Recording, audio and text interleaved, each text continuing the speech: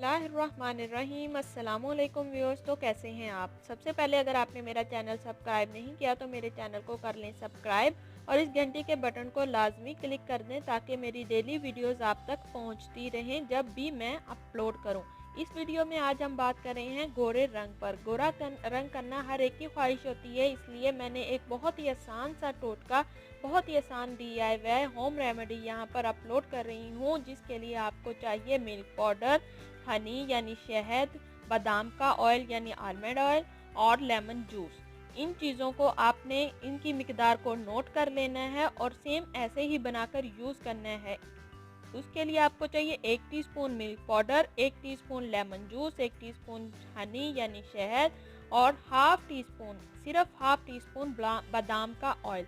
जिनकी oily skin है वो बादाम का ऑयल ना डालें, क्योंकि इससे फिर उनके स्किन पर हो जाएंगे दाने, पिंपल्स वगैरह। फिर आपने क्या करना है, इन सबको मिक्स करना है और जब एक बहुत अच्छा सा पेस्ट बन जाए तो इसको मुंह पर आपने 15 मिनट के लिए रगा रहने देना है। फिर मुंह को सादा पानी से धो लेना है।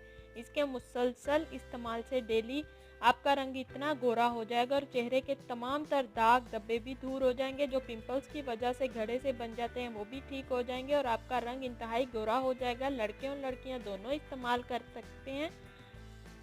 इतना गोरा रंग के आप खुद हैरान हो जाएंगे और किसी भी क्रीम की ज़रूरत नहीं पड़ेगी इंशाल्लाह।